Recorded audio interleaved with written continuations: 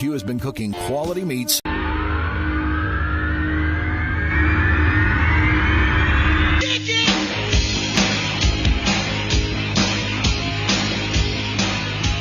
It has happened. 171.294 miles an hour.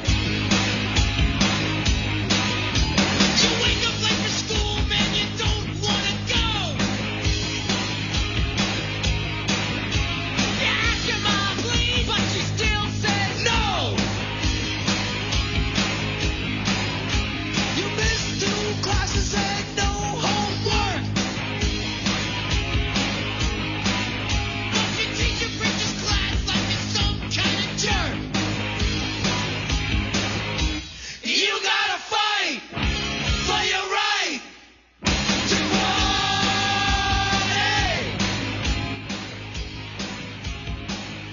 It is a touchdown! Major League Baseball. That ball is gone! A home run! This is your place for complete sports coverage all year long. 97.7 ESPN, The Zone. The opinions of Thom Abraham are not necessarily the opinions of the radio station or anybody associated with the radio station or ownership. These are strictly his own opinions, and sometimes they're not even his opinions. Can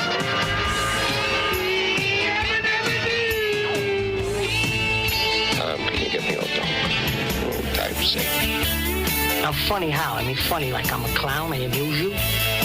You're tired. Well, the lunchtime whistle and the morning's finally done. I'm jumping in my car, I'm gonna have a little fun. The Doghouse Network's on my radio dial. Big Dog's taking care of business for a while. If you're listening to another station I don't understand, 'cause nobody does it like Thom Abraham. Give us a call, Steve. He's a northern-bred, southern-fed, slick-talking guy. Listeners in his posse are the Junkyard Dogs. The SEC from Tennessee to calling them hogs. From Gainesville up to Lexington to the Tide and Tiger Land, nobody does it like Thom Abraham. I guess I'm on here. Am I on? Can somebody respond?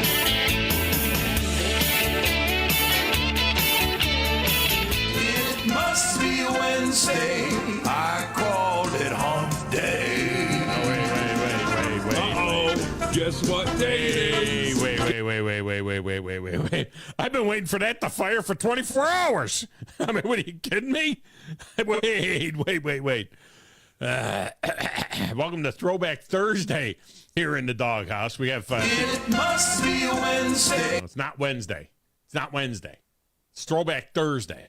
It's not Wednesday. We missed the Thursday show. We sat there. We were ready. We were good to go.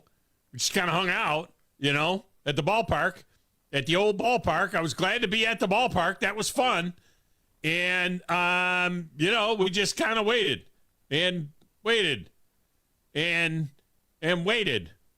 And then it was like, It must be Wednesday. no, it ain't going to happen, is it?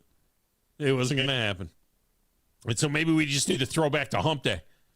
We just throw back to hump day. There you go. There's your specialty music today for... It must be Wednesday. We got totally covered up by what was at the time the longest softball game in SEC history. LSU beating Alabama in 14 innings in a game that took 3 hours and 45 minutes. That record lasted, I don't know what, 5-6 hours? Till Georgia staged that ridiculous 14th inning comeback to beat Auburn in 4 hours and 21 minutes. I mean, Auburn had taken a lead in the top of the 14th with a 3-run homer, and then Georgia scores 4 in the bottom of the 14th, including 2 bombs to win the game. I mean, not a great day for, Alabama and Auburn softball yesterday, losing in 14 innings. They tie each other now for the longest game in terms of innings, but Auburn, Georgia takes the 4 hours and 21 minutes. Do they put a chick out on second base in extra innings? I don't think they do. I don't know. We don't know. What do we know? We don't know. Another amazing night in the NHL playoffs last night. Now, for me personally, it was horrific. It was very difficult because I am a Bruins fan. And finally, the exhaustion set in for Boston, which scored first in Miami and then got boat raced by the Panthers, who played with great desperation. You can't go down 2-0 heading to Boston, so they did what they had to do. It's going to be a long series. It's going to be a tough series. Boston did get the split that they needed in the first two games. They'll pick it up tomorrow night in the Garden. After they take up the court from tonight's game between the Celtics and the Cavs. They could just play that game on the ice, probably. Boston will still win easily over Cleveland. So in the third period in Florida, all hell broke loose. I mean, there were fights going on all over the place. Even David Pasternak got in the act after Coach Jim Montgomery gave him permission. So after all the ejections and all the other fights that went on, because there were all of these fights going on, and they had the ejections, and that was it. So Matthew Tkachuk, he calls over to the bench without malice. He's going to his bench, and he yells, "Hey, Pasta!" Huh? Gives him one of the, "Hey, Pasta!" Kind of nods his head at him. Those of you watching on WCCN TV say, "Hey, Pasta!" He just kind of shrugged. And Pasta, who is David Pasternak, who is one of the most skilled players in the game.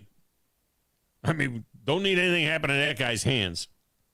One of the most skilled players in the game. Bruins would be dead without him. Dead meat without him. He's had exactly one fight in his entire career. One fight, at least in hockey, in his entire career. He goes over to his coach and he asks if it'll be okay. He's like, hey, yeah. Tkachuk is like, "Hey, you want to go or what?" He's like, hang on, just one second. Hang on a moment. Hey, coach, is it okay? Is it okay if I go fight with this guy? Can I have a? And Montgomery says, "Sure, go have some fun." Now, Tkachuk is the rare guy who can score. I mean, he has 628 points in his career, and he can fight. He's had 23 fights leading into last night. He had 23 fights in his career. Pasta had one. Tkachuk had pretty much finished him with one shot that knocked the helmet off. I mean, it was just nuts. Those of you who are watching WCCN TV, you see what led to it. It's just like when everybody was going. This is like everybody's going. But it's hilarious when Tkachuk, you see Tkachuk. I mean, he literally, he looks over and he calls Pasta, and Pasta, like, "Yeah, just give me a minute. I just gotta get to go ahead here." And the coaches were brutally honest after the game. I mean, it was Jim Montgomery and Paul Maurice. Jim Montgomery first, and then Paul Maurice. What I'm really proud of, I'm proud of Pasta. Because there's so many guys out there pushing after the whistle when the linesmen are there. Pasta and Tkachuk, they just went out there and fought. That's what you like. You like your hockey players to be competitors. They each have their team, right? They got their brothers in the room. It gets a little spicy out there, and they want to go. I think it was awesome. Awesome. I think when it was over, they both looked like they were fine. Sorry, whoever's offended by that concept. I don't care. I thought it was awesome. Sorry, whoever was offended. Oh, come on. How can you not love Hockey Guy? I mean, you listen to the show right now. How do you see the appeal? How can you not love Hockey Guy? Thought it was awesome. Awesome. For those of you that are offended by that, awesome. Then in the late game, my late night team, the Oilers, the Edmonton Oilers, they blew a 3-goal lead to Vancouver. I fell asleep. I couldn't do it. I couldn't hang any longer. I fell asleep 4-2, like 5, 6, 7, 8 minutes, 10 minutes to go in the game. And I just I'm done. Oilers going to hang on here. They're up 4-2. Oilers blew a 3-goal lead to Vancouver when the Canucks scored 4 straight goals for the Game 1 win. It's the third time already in this young postseason that a team has come back from down 3 scores to win. I mean, think about it. That's like being down 21 in the NFL. How many 21-point comebacks have we seen in the playoffs in the NFL? I can think of 2 or 3. But that's like being down 21 points, 3 touchdowns in the NFL. Every score is, it's not hockey's fault that they don't give 6 points. Plus you get like an extra point for an empty netter. In hockey, you don't get that. You get 1. This would be like being down 21 points. Vancouver was down 28-7 in the game and came back and won. For the Oilers, it happens a lot. That was the 8th time they've blown a 3-goal playoff lead since they joined the NHL in 1979. By far, that's the most. So ESPN senior writer Greg Wyshynski, who was scheduled for yesterday, he's coming up later on in the show to sort all of this out. Plus, this playoff overtime needed an adjustment. We'll get into that. So yesterday in my email, I get a message from Steve Merril, our friend from WagerTalk TV. And it says, take Chris Sale and the Braves -1.5 against the Red Sox and Nick Pivetta. Braves averaging 5.1 runs a game at home. Sale is pitching great. Take the Braves. Now, Grizz can attest to this because I told Grizz while we were sitting there waiting to do a show. We were sitting there in the outfield at Toyota Field. It must be Wednesday. I called it hump day. No show is happening, so we're talking. And I said to Grizz, I said, Merril says take the Braves tonight, lay to 1.5. So I said. Braves win 5-0. He also says in the same email, I told Grizz, he says in the same email, take the Yankees and Astros over 9.5 runs. He says that Judge and Stanton are heating up. Carlos Rodon has been spotty for New York and so on. Yankees go out and win that game 9-4. As Juan Soto, Aaron Judge, Giancarlo Stanton all homer together for the first time this season. Have you seen Juan Soto? He's hitting like 340. He's got 9 home runs. He's playing great in the field. Have you seen this guy at all? Juan Soto is so good that the Knicks and Rangers are winning too. I got to smile at Grizz. I just looked through the window at him and I got to smile at Grizz. That's that line. I stole that line from my son. He texted that last night. I thought it was pretty funny. Not my son who's on the radio and not my son who used to be in radio. My son who's a musician. He said, Soto's so good the Knicks and Rangers are winning. I said, ooh, I just stole that line. Stanton's shot was almost 120 miles an hour. It was the hardest ball hit this season. Steve Merril is insane right now. He is crushing the NBA playoffs as well. He's coming up in a few minutes. All right, so your phone lines are open at 256-576-4977. Text window is open 24/7. 732-9TA-SHOW. 732-982-7469. That gets you into the show. It's a great way to communicate with us. My X feed is at Thom Abraham Show.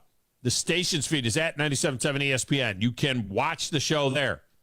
You can watch it on our YouTube channel at WZZN TV. Like and subscribe on YouTube and get the notifications. Our Facebook page at 97.7 ESPN has a link to the YouTube feed of the show. Go to 977ESPN.com and get links to all of that stuff. And get our app.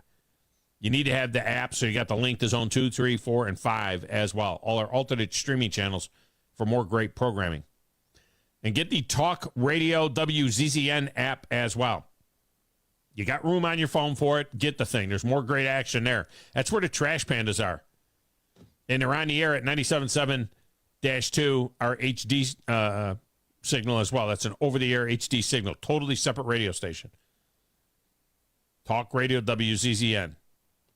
Fox Sports at night, Trash Pandas at night, Fox Sports on the weekends, Fox News during the day, Fox Business. It's good stuff. Spring football update. The AFL continues to be a complete joke. The Philadelphia Soul were supposed to be in Nashville for a Mother's Day game against Dean Kokinos' Nashville Cats. That's right. Our Dean Kokinos, who used to coach the Vipers, used to coach in the Nashville Cats. But the Soul aren't coming. So something called the Salina Liberty, who are supposed to play in Oregon, are now coming to the music. They just make it up week by week. It's like, okay, anybody want to play this week? Okay, you got to play. All right, so you play you. You go there. You go over here. Oh, you don't want to play there? You're done? Okay, you're done. I mean, it's a disaster. The Arena Football League is a complete and total unmitigated disaster. I hate this for Eli Gold. I hate this for Dean Kokinos. I hate this for Jeff Fisher. I hate this for Greg Pogue. Hate it. In the meantime, the UFL is crushing it compared to the numbers that the XFL and the USFL had a season ago. Last year, the USFL Week 6 averaged 452,000 viewers. All right, we're going to do math. Pay attention. Last year, the USFL Week 6 averaged 452,000 viewers. In the XFL Week 6 averaged 635,000 viewers. And many of those are shared, obviously. It's not like, oh, you watch just that and you watch just that and that's it. It's not the way it works. Most of those were shared. Last week, the UFL averaged 983,000 viewers, just under 1 million viewers, unique viewers. Numbers are up dramatically. And speaking of numbers, the final transfer portal numbers are in. Well, kind of final. Of course, Alabama lost more players than anybody else. Well, they also gained a lot of players. Well, we'll run down some of those numbers for you as well. All right, over there playing the Platters That Matter and the Stacks of Wax, and totally enjoyed himself yesterday at the baseball game. He was like, every time they did like something for the kids and to get on the camera, he would like pump his arm and whatever that meant when you do this, and then whatever that meant when you do that. And he did miss Geek Night, though. He missed Star Wars Night. I was surprised. I was shocked. I thought for sure that he and Bailey and Captain Cool would have been all sitting together at Star Wars Geek Night on Tuesday night. But he's just keeping us on the air. It's DJ Grizzy Grizz. Who in the blue hell are you? What is your name? Detective. It doesn't matter what your name is. I'm the producer of this show. If I didn't step up, you're nowhere. I put this thing together out of spit and polish. I think this is one of the traits of a really good producer. Keep the talent happy. I'm all jacked up on Mountain Dew. Now, Tom. Hey, Tom. Testosterone high today. Testosterone, whatever the f*** it is. It really doesn't matter what you think. It really doesn't matter what you say. Any of you play sports?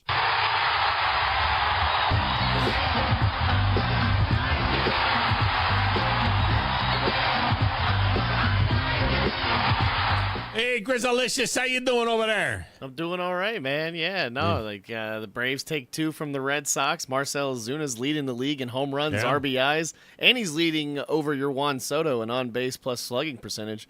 So batting what's his average, 315. though? Batting 315, actually, not bad. Well, I know he's batting 338. I get that, but 338 for the Juan Soto. Hey, man, Ozuna from the Braves doing a great job. Yeah, but Ozuna doesn't have a glove. You know what I mean? I mean, he doesn't even own a glove That's anymore. not wrong. You know what I mean? Just I mean, stick to you got to play a little bit of field. Got to play in the field every once in a while. Should have to play in the field. I mean, Ohtani, play in the field when you need to. Ohtani, they need to teach him how to play in the field. I wouldn't let him play anymore. No more pitcher, pitching. I would not let him pitch anymore. Learn to play first base or outfield, like you said. Am I lying when I say to you that Steve Merril gave us He said Boston. He's the Red Sox -1.5 and Yankees over 9.5. Yeah. No, you talked about it yesterday. We talked about it literally right whenever we thought the show was going to start. And it must be Wednesday. I called it. Never happened. Yeah. No. The show never happened. The Wednesday show that never happened. Did Always a technical difficulty.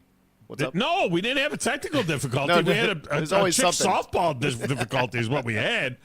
Did you put the crack research team on that as far as what about what as far as whether or not they put a person on second or no? They do. After extra They put a innings, girl do. on second and they still couldn't score? They put a runner on second. That's what it's telling me from the softball National College Recruiting Softball Association. I didn't know they did that. All right. I'll tell you what. Let me get these guys in here just to clear the deck before we go to Steve Merril. Crawdad is up first. I don't know if we're going to see Crawdad or not. I've been waiting to hear from higher echelon and as to who their team is, and I don't know if they're letting. Maybe I shouldn't say that. Maybe they're not letting Crawdad play on the team this year. I think he played on their team last year. I'm not sure. Crawdad, welcome to the show. How are you? I'm doing great. Yeah, I did play last year. I didn't pull my weight, so I probably got cut. Must have got cut. I haven't seen the list yet. I keep asking them, who's their team, and I'm waiting for Joe or Paul or somebody to tell me who the team is. Well, hopefully they'll reach We'll out see. to me. But Yeah. what I wanted to tell you about, I don't know if you were tracking it, but Steve Kripke and I were at the White House Monday. The Army team won the Commander-in-Chief's trophy, and we got an invite because I have actually some people who listen online to the show at the White House. And I had VIP seats right behind the Secretary of Defense and the Secretary of the Army. And nice. When the president made his remarks, he called out the VIPs, and then he called out the congressmen that were there. And then he said, and we have Army's number one fan from Alabama. That's Bill and Steve from Crawdad's Countdown to Kickoff. They said that? He did not say that. Well, I'll tell you this. If you don't believe, I'll send you the link. You can watch the video. But if you go to the Google and go to the Commander-in-Chief's trophy presentation 2024 and select the C-SPAN version, at the 4.42 minute mark in that video, you will see the president call me out and call Steve and I out. And when it was over, he left and he only shook the hands of 4 people. I was one of them. And he said, "Thanks for coming up from Alabama." So did he and you were able to understand all of this, right? I mean, it wasn't just like you were hearing what you want to hear because you couldn't understand what he's saying anyway. He's just mumbling up there. So you were able to actually understand what he was saying. Yeah, in fact, I heard a rumor that on Sean Hannity's show that he used that clip and he made a joke that said, well, he can't say some things, but he can say Crawdad's Countdown to Kickoff. So, no. Get out of here. He didn't say, Hannity didn't say Crawdad's Countdown to Kickoff, did he? I'm naive. He I may had have a said lot it. of people tell me they saw that. Hey, if you don't believe me, Tom, just go to Google and watch. I'll send you the video anyway, so you can send me the link. You can see. Did he say Did he say Crawdad's Countdown to Kickoff on 97.7 ESPN The Zone in Huntsville, Alabama? Huntsville's only sports talk radio station. He didn't say that? Now he didn't go that far, but hey, whatever. He gave it a good shout out. All right, Forrest. We're going to call you Forrest now. You're now Forrest Gump. You're going to the White House. I didn't say I got to pee. Yeah, that's true. It's a good job by you. Well, all right, I got to see that. Link. That's cool. Well, congratulations. I think I'm watching it right now. I'm trying to find it. That must have been. I have a Crawdad sighting. That must have been a very thrilling thing to do. Was it in the Oval Office? No, it was in some ante room, and when you go through all it takes to get into the White House, it's kind of like a maze. I had no idea. We were ushered in, and when it was over, we were ushered out. And I don't understand. Way, how long did the whole thing take? The whole thing took a total of 12 minutes. He spoke for about 5, and that was it. But hey, no matter what you think, that's the President of the United States, and my little show went from a 30-minute nothing to getting a call out by the President. I thought that was a pretty good deal. No, that is a good deal. I don't know. I've always said this, and this goes all the way back to, as long as I've been alive. I don't understand why these White House visits. This is supposed to be the most powerful man in the world. This is supposed to be the busiest man in the world. And I don't understand how they got all this time to do these, these teams that visit the White House after they win. I don't get that. I don't get the team visiting the White House after they win a championship. And it's so many more teams than what people think. It's not like just the Super Bowl team goes. It's all of the teams go, and all of the college teams, and all of the, and now the Commander and Trophy. And I mean, it's like, my God, I thought the guy was so friggin' busy. How did they have time to do all of this? Just saying. Hey, how did they have time to call me out? I don't know. I don't even know how they have time to do it at all. But anyway, that's good. All right, that's cool. We got to put that up on the Facebook. Yeah. Well, that's good. Okay. All right. Appreciate you. I would be more impressed with Hannity calling him out than with, than with the president calling him out, I think. Natty Danny is up next. Natty Danny, welcome to the show. How are you? Well, Crawdad, the first thing, when you say you got to go pee, it's pie. Pie. I got to go pie. Yeah, it's a Forrest Gump reference. And you know what? I prefer Hannity anyway. But, if you want to catch Joe, he's in between his little naps. Yeah. Get him in between his naps. I'm not sure what time they are, but I'm sure there's several. I want to see if he got through Crawdad's countdown to kickoff. He got all three words in without the faux pas. You know what I mean? See if he got them in cleanly. Well, that'd be not – well, yeah. Maybe. It does stutter quite a bit.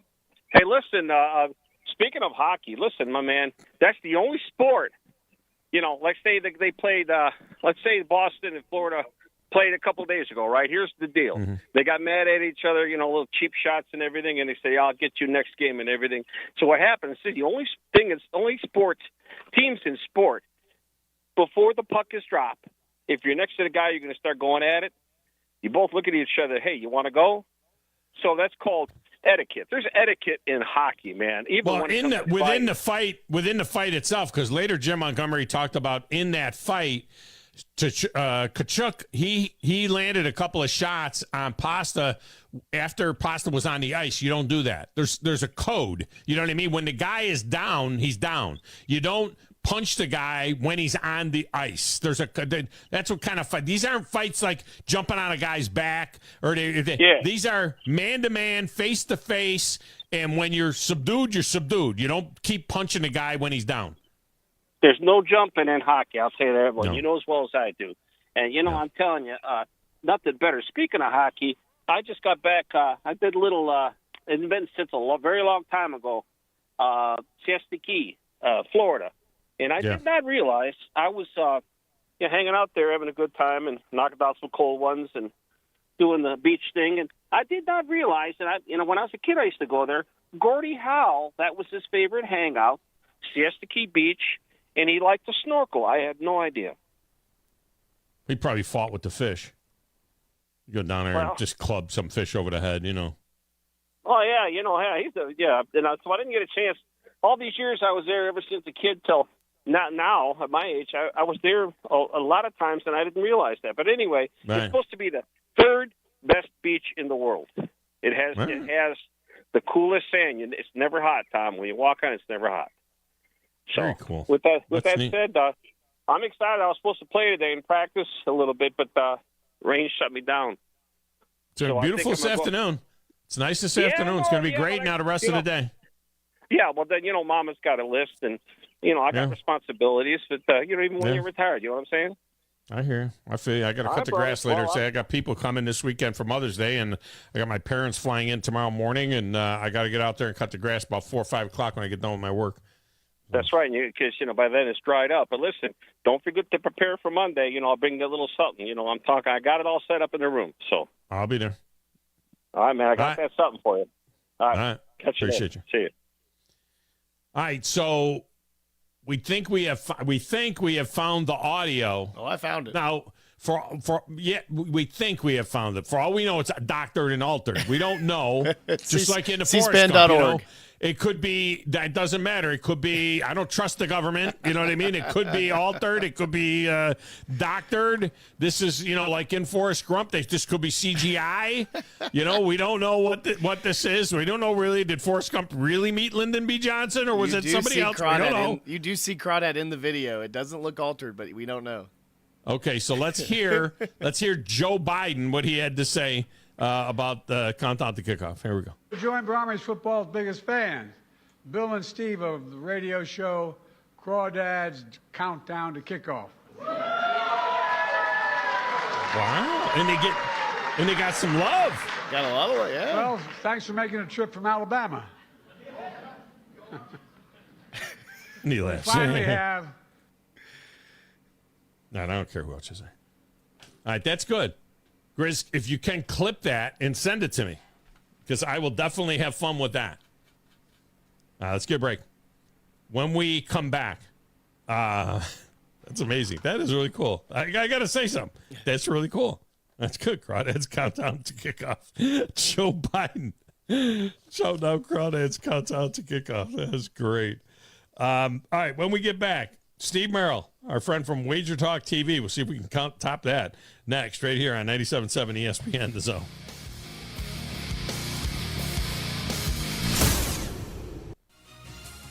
You're listening to the Thom Abraham Show on 97.7 ESPN, The Zone.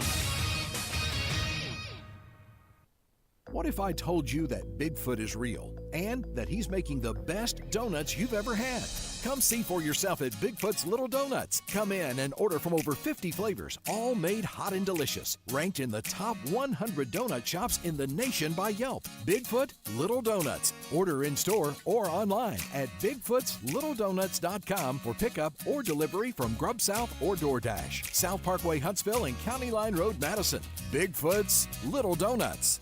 Isn't the story of the prodigal son an amazing story? Basically, a rowdy boy who literally wished his father dead ran away and consumed his wealth with hard and fast living. Yet the father looked for his return every day, and when the boy got tired of eating pig slop, he decided to return. What did the father do? As soon as he saw that boy, he ran to him, threw his arms around him, and killed the fatted calf for a great celebration. Hey, I'm John Dees, pastor of the Cross Point Church. If you're looking for a church home, come see us, smack dab across the street from the YMCA in Madison. Tom Luganbill here for my friends at Woody Anderson Ford. Bobby White and his team take great pride in their service department, and you can see it the moment you walk into those beautiful new service lanes. And just like a championship team, they all work together to make sure your experience is second to none, whether you drive a Ford or not. Also, check out the gold certified pre-owned inventory at Woody Anderson Ford for great deals every day. Stop by and see them at Jordan and Sparkman or at Woody Anderson of Madison on Hughes Road, or visit WoodyAndersonFord.com.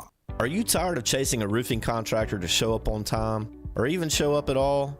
I'm Sam Fleming with Fleming Roofing and Restoration. Our motto at Fleming Roofing is we show up.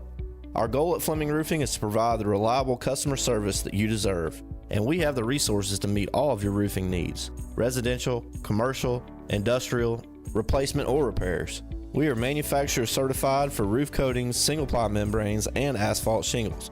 Whenever you need a roofing professional you can count on, call Fleming Roofing and Restoration. We are committed to finding the solution that meets your needs. We don't have quotas or heavy-handed sales tactics. Fleming Roofing, we have expert experience. We show up.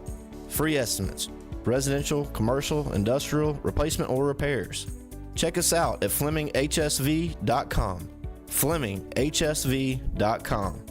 When you need a quick response, it's Fleming Roofing and Restoration. We show up. The kitchen is the heart of any home. It's where the family gathers. It's where kids discover old recipes and make them their own. Just starting out or just now getting started on the dream kitchen you've always wanted? I'm Chris Haygood, and from all of us here at Bob Wallace Appliance to the home builders and the homeowners of the Huntsville area, a heartfelt thank you for buying local. We're in Huntsville, Florence, and Coleman, and online at bobwallaceappliance.com. No representation is made that the quality of legal services to be performed is greater than the quality of legal services performed by other lawyers. A wise man once said, If you take care of old folks and children, everything in the middle will take care of itself. Hi, I'm Danny Aldridge, lawyer in Alabama and Tennessee. In the next 20 years, the number of those folks over 65 years of age will more than double. In our golden years, the most important goal is to be treated with dignity and have control over doing what makes you grateful with those you love. At the Aldridge Law Firm and the Legal Town Center, we're dedicated to help you with these goals, and we'll be there when life throws you those inevitable curveballs. Let us assist you with your legal needs, whatever they may be or become. You may reach us by phone at 256-534-3188 or online with Dan at danaldridgelaw.com. Just remember, we're here to help. Whether it's personal injury, wrongful death, fraud and cheat, or estate planning made complete, we're here to help. At Bad Daddy's Burger Bar, we love baseball almost as much as we love serving up the best and baddest burgers around. People have called our burgers totally insane. And at Bad Daddy's, we take that as a compliment. But it's not just burgers. Up first, starters like our fried pickles, wings, or poblano frites. Second, try one of Bad Daddy's giant chopped salads. Third, our famous chef-inspired burgers with lots of different taste options. And before you head home, finish up with one of our shakes or delicious banana pudding. Bad Daddy's Burger Bar on the Parkway in Huntsville and Clift Farm in Madison. Listen to Talkin' Ball with Scott Tyson and Drew DeArmond. Y'all the best, man. Hey, just don't make sure I don't get that Moron flag. No, sir. Not at all. Thanks, Coach. Oh, Ronnie Stapler joining us. No, Coach, you are not going to get the Moron of the Year plaque.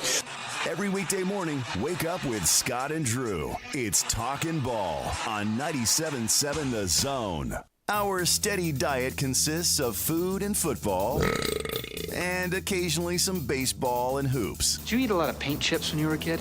97.7 ESPN The Zone.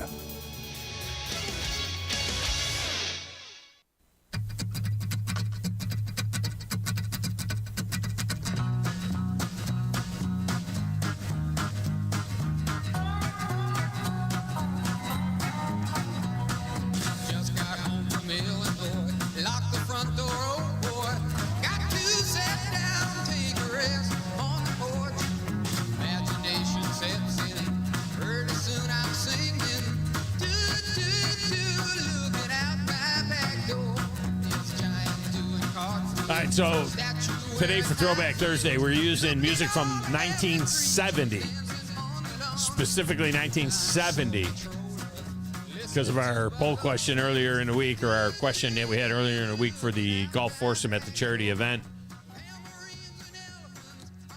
With the Knicks and Bruins still alive, the Knicks and the Bruins and the Chiefs. The Chiefs won the Super Bowl already this year. 1970, the Chiefs, the Knicks, the Bruins, and the Baltimore Orioles all won championships. The Baltimore Orioles are a live wire right now for a potential team to win the MLB, to win the World Series. Not that good teams win the World Series anymore. Doesn't seem to be that way. You can win 100 games and then knock it out of the first round. But the reality is, those were the teams. Now, the Knicks are not going to win the NBA championship. I don't even know if they can get through this series with Indiana, to be totally honest with you. But that was the deal. And yesterday, 54 years to the day of Willis Reed stumbling out onto the court for Game 7 against the Lakers, where he scored 4 points and had 3 rebounds in that famous deal where he limps out on the court and inspires the team, and Clyde Frazier has 36 points, and the Knicks win. Not that I remember that as a 9-year-old, but I do. 54 years to the day. Jalen Brunson yesterday comes out of the locker room after not playing at all in the second quarter. Knicks down by 10 at the half. He comes out and torches the Pacers in the second half. It was amazing to see. All right, what was also amazing was the fact that Steve Merril from WagerTalk TV continues his role. He just dropped a couple of baseball hits on us last night. He said, hey, take them Braves -1.5. Take those Yankees over 9.5. I'm like, all right.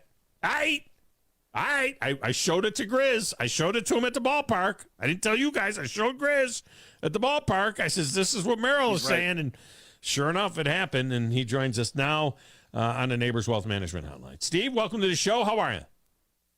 Couple of things. First of all, I did not realize Willis Reed only had 4 points in that game. I very well remember the moment before my time, but historically I've seen it. If you'd asked me, I would have thought he went out there and scored like 30. I didn't realize Frazier's the one that did all the heavy lifting there. That's how the story goes. I mean, Willis Reed came out and he led the Knicks to victory. He came out, he started, he played just a few minutes. He made 2 baskets. He had 3 rebounds, 2 baskets, and sat down, and Clyde took it from there. Walt Frazier with 36 points to beat the beat the Knicks in that game. The other thing, the game before in Game 6, Walt Frazier, Grizz, check me on this. Fact check me on this. I think that Wilt Chamberlain being guarded by an injured Willis Reed, Wilt Chamberlain in Game 6 had something like, I want to say he had like 46 points and 27 rebounds, something like that. 27 rebounds in Game 6. But yeah, Willis Reed limps out, scores 4 points, sits down, Knicks win, and it's legend. Crazy. The other thing, too, is I can't believe you were even alive in 1970, let alone 9 years old. You were looking good for your age, and I did the math real quick in my head. Thank Seriously. you. I appreciate that. Yes, 63 years. You had the under, 9 years old. And that was the year I became a Boston Bruins fan as well. And I've told the story many times, but my cousin and I were looking for Italians that played hockey. And we're like, we got to find somebody Italian that plays hockey. And we found the Esposito brothers, right. Phil Esposito and Tony Esposito. So he became a Blackhawk fan and I became a Bruin fan. And that's how I have this weird thing, because I lived upstate. I'm not from the city. I have this odd thing where I'm a Boston hockey fan and a New York Yankee fan and a New York Knicks fan. So it's kind of like, I'm not beholden, and a Cleveland Browns fan. So I'm not beholden to any particular city like somebody that is from a city. But yeah, it's been a minute. 45 points and 27 rebounds, Chris? Really? Yeah. Really? We know a thing or two because we've seen a thing or two. What did I say, 47 and 27? I think I said 47 45 and points 27. in 46 minutes. All right, that was something against Willis Reed. So last night, and now you got Rick Carlisle saying that there's 79 fouls against the Knicks that the officials have missed. I don't know how in the postgame they were able to add that up that fast, that they missed 49 or 48 more last night. I know you talk about officiating a lot, but I mean, come on, 79, and then you could say how many were missed. What's the net? I mean, they miss fouls all the time.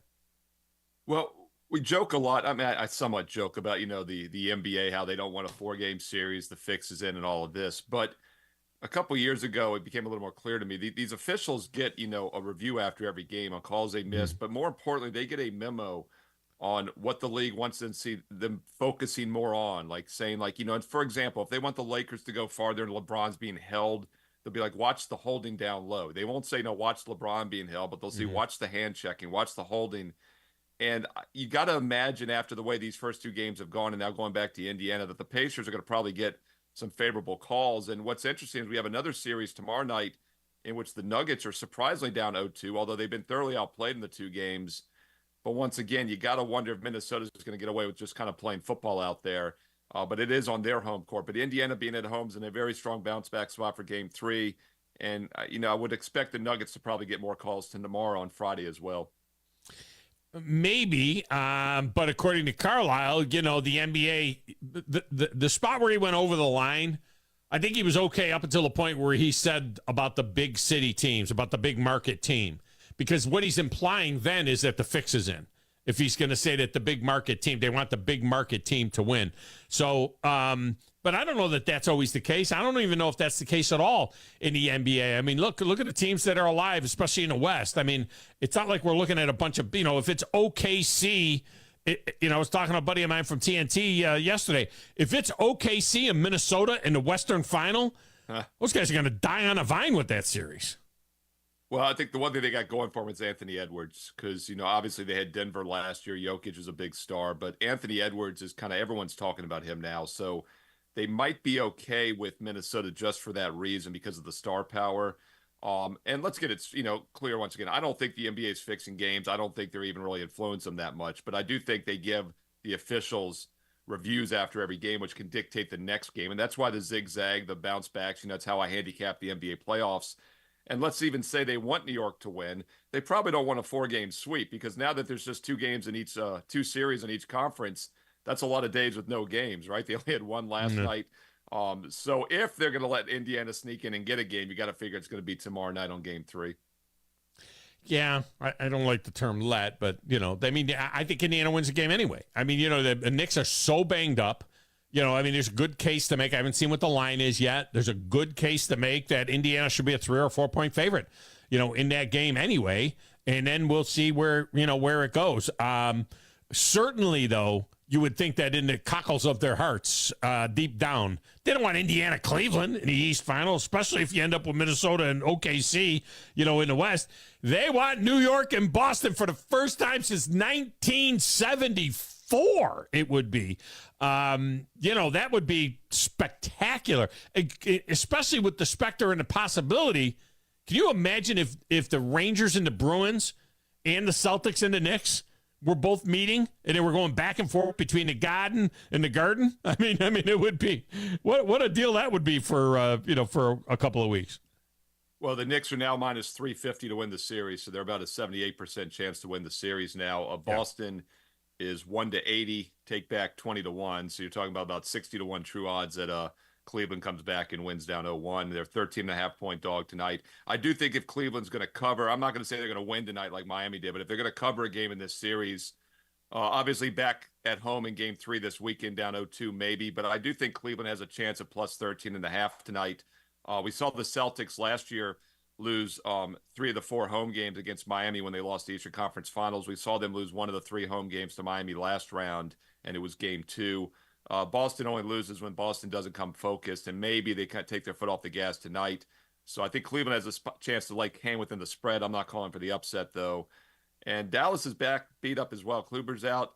Doncic is just not healthy, and that's the big problem with Dallas right now. Normally if they're really a Class A team, you'd look for him to bounce back tonight, but Doncic's knee has been bothering him the entire playoffs, and his shooting percentages show it. He's barely hitting 20% from 3. He was 1 for 8 from beyond the arc in Game 1.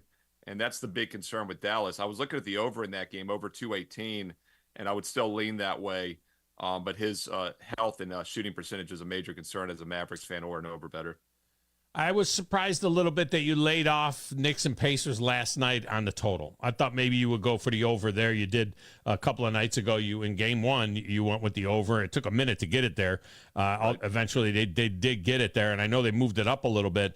Of course, the Knicks with 130 points last night. Rick Carlisle wants to, be pointing fingers. Maybe he ought to point fingers at the fact that they hit 58% from the free throw line and gave up 130 points and blew a 10-point halftime lead as opposed to worrying about the officials. But, certainly that game last night, 245 points, something like that, in that one last night.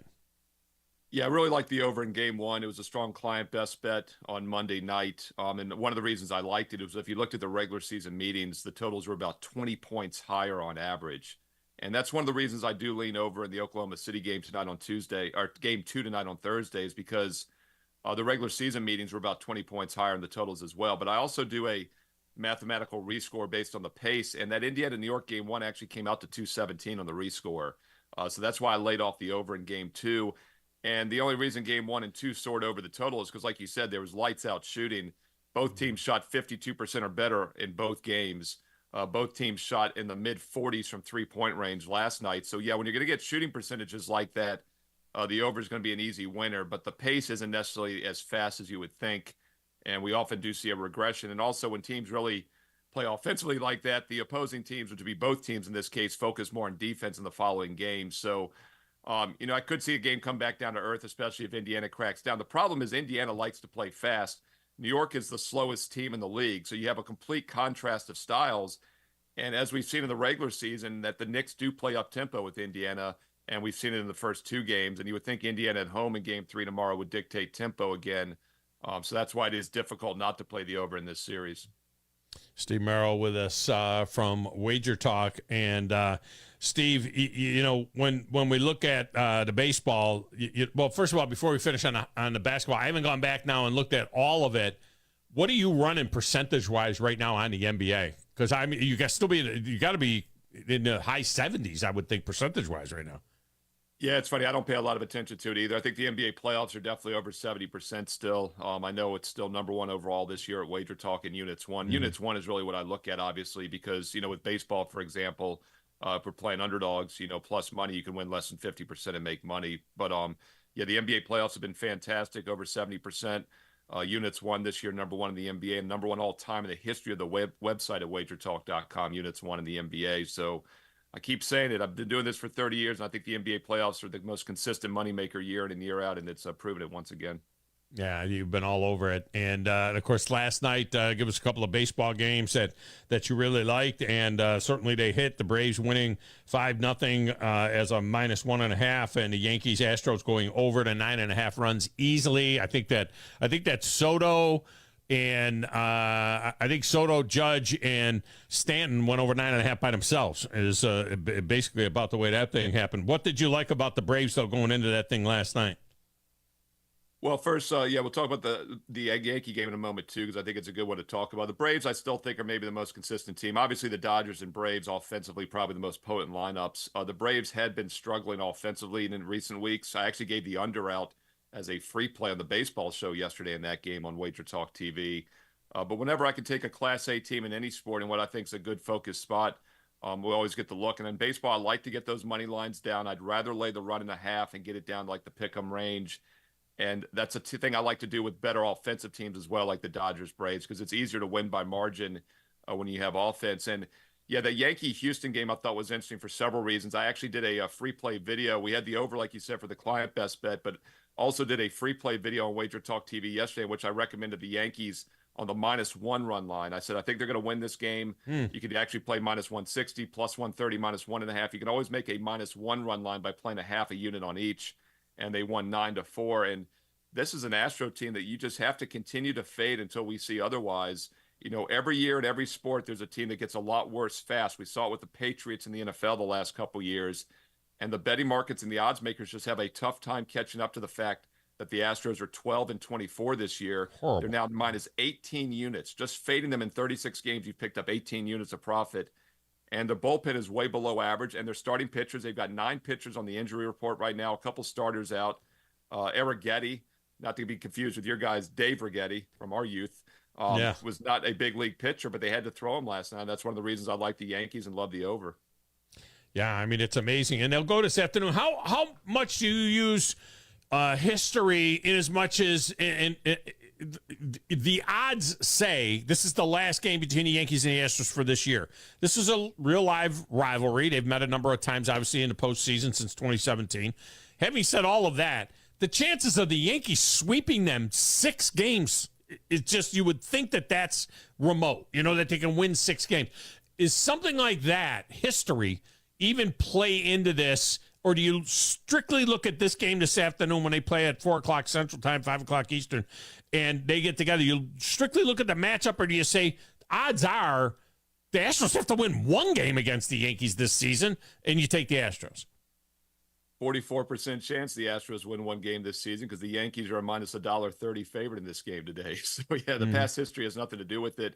But I do think from a emotional, motivational spot, you do have to dig in a little bit deeper, because those odds are set based on the math on what's been happening. And these getaway days are definitely tricky, and that's why I stay off a lot of these daytime games. The Sunday games, you see a lot of bizarre results with those Sunday afternoon games as well. And these Thursday daytime games can be bizarre. So, yes, if Houston's going to steal one, it probably is today for that reason. Yankees are still the better team, better pitching, better offense, everything going for them. But the reason the line is only -130 as opposed to 160 last night, or for the reasons you're mentioning, this is a better spot for Houston to maybe steal one. 2 ways to look at it. Maybe the Yankees take their foot off the gas, or the fact that it is the last time they're facing them. Do they keep the throttle? And by the way, Tom, it's a good point, because that's another reason why these powerhouse teams like the Patriots or the Astros now that have dominated for years, when they start to get weaker, they go down fast, because they get a lot weaker than the betting market realizes, but the opponents still don't overlook them, and they relish the opportunity to beat up on them. So it's something that's definitely hurting the Astros this year. Yeah, they play it as if it's, you want to keep driving that stake home. The pitching matchup, of course, Ronald Blanco has been good so far this year. He's 3-0 with a 2.09 ERA, going up against Marcus Stroman, who's been up and down a little bit. What's weird about this, by the way, we keep referring to this as a daytime game. This game is only starting an hour earlier than normal. This is not like your noon game. I don't know what is up with this. I'm not sure. Well, I know why. Could it have anything to do with the Rangers playing tonight? I wonder. Probably. Is that why they moved? Maybe they moved this game from 6:05 or 6:30 Eastern to 5 o'clock because of the Ranger game. Maybe that's a possibility. Which is, but the Ranger game's in Carolina. I don't know. I don't know why. It's weird. It's a weird time, weird start time. 5:05. On the East Coast. That's just very, very strange. All right. And it's another reason it's kind of a random game, right? Because neither team is used to that start time, probably. Yeah. Good point. All right, Steve Merrill's been our guest. Steve, we appreciate you, man. Always great stuff. Keep it coming. Thank you, man. All right, thank you. All right, we get a break in here. We'll come. I think. Are we coming back, Chris? We're going to come back? Yeah, we'll come back and then set you up for hour number 2 on 97.7 ESPN The Zone.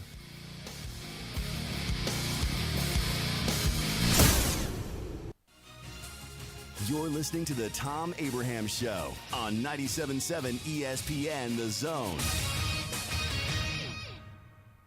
Normally, when you call a roofing company, all you hear is, you need a new roof. Not when you call Fleming Roofing and Restoration. Since 1965, the folks at Fleming have been focused on what you need, whether it's an easy repair or a full roof replacement, commercial or residential. And when it comes to storm damage, you want Fleming on your side. They know all the ins and outs of insurance claims and will guide you through the entire process. Log on FlemingHSV.com and book your free estimate today. Fleming Roofing and Restoration. We show up. Tom Luganbill here for my friends at Woody Anderson Ford. Bobby White and his team take great pride in their service department, and you can see it the moment you walk into those beautiful new service lanes. And just like a championship team, they all work together to make sure your experience is second to none, whether you drive a Ford or not. Also, check out the gold-certified pre-owned inventory at Woody Anderson Ford for great deals every day. Stop by and see them at Jordan and Sparkman or at Woody Anderson of Madison on Hughes Road, or visit WoodyAndersonFord.com. If you knew a local restaurant was featured on America's Best Restaurants on YouTube's Bring the Heat, would you not want to try it? Of course you would. So come on down to Lo Capone's and enjoy authentic Italian food and live entertainment daily. Everything is made fresh at Lo Capone's. Mama's secret lasagna recipe, the pizza dough, the sauces, all made fresh daily. And Lo Capone's bar is fully stocked to round out your dining experience. In Florence and now in Huntsville on University Drive. Come on down to Lo Capone's. 97.7 ESPN The Zone is the Tennessee Valley's #1 destination for the finest in sports talk all day long. Tune in to Talkin' Ball with Scott Tyson and Drew DeArmond each morning at 7. Then, the Morning Blitz with Captain Cool and the Vandy Man. At noon, it's the Thom Abraham Show, followed by Paul Feinbaum and The Drive with Wes Neighbors and Steve Moulton. The Zone is also your home for University of Alabama and UAH sports, plus the Atlanta Braves and the High School Sports Streaming Network. And sister station Talk Radio WZZN has Trash Pandas action with Josh Carey all season long. 97.7 ESPN The Zone and Talk Radio WZZN. Listen on the air or download the apps and take them with you everywhere. Totally interactive showroom where you can hear the dishwashers wash and the freezer's free and see the cookies get baked in the double ovens. Owen Home Appliance Center will even wash and dry a load of clothes for you so that you can see how great the products are. And they have ice machines making all kinds of ice, cubed, nugget, and top hat. How is that for variety? Owen Home Appliance Center believes in community involvement as well, sponsoring youth teams, race cars, and an annual Easter egg hunt. Quality products, quality pricing, quality service is the name of the game for Owen Home Appliance Center. Find them in Somerville and Lacey Springs and online at owenappliance.com. Online at 977ESPN.com. Stream them online. Call in. It's an important job, and it's an vital organization. Tweet in and join in. We are 97.7 ESPN The Zone.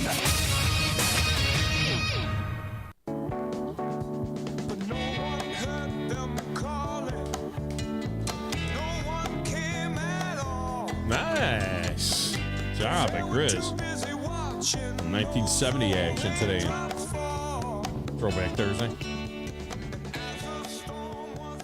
For all your printing and promotional needs, it's Minuteman Press. I even use them for our church, for various things at the church that we wanted to have printed up. Minuteman Press takes care of that. And we use them at the station for pretty much everything. I mean, everything. Those nice pop-ups you see, the backgrounds, the banners, the decals, all of that stuff. It all comes from Minuteman Press. They do a tremendous job. All right, coming up at the top of the hour, Greg Wyshynski is joining us, ESPN senior writer for hockey. We'll get that in. It was an amazing night last night. We have transfer portal data in. We'll give you some of that. We'll get the phone lines open up in hour number 2 as well. It's the Tom Abraham Show. Kicking it on a Thursday that feels like a Wednesday because the girls were playing like 4-hour softball games. And they did it right here on 97.7 ESPN, The Zone.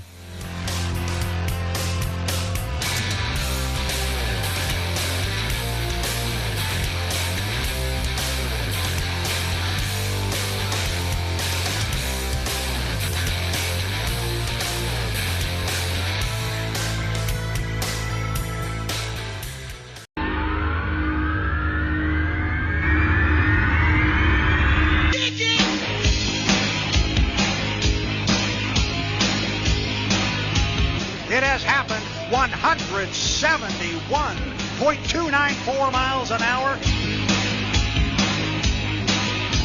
You wake up late for school, man, you don't want to go. You ask your mom, please, but she still says no. You missed 2 classes and no homework.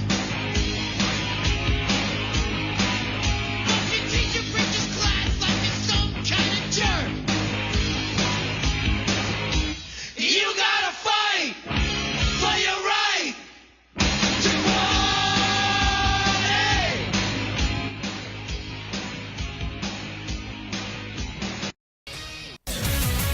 WCZN, Union Grove, Huntsville, Alabama. 97.7 ESPN, The Zone.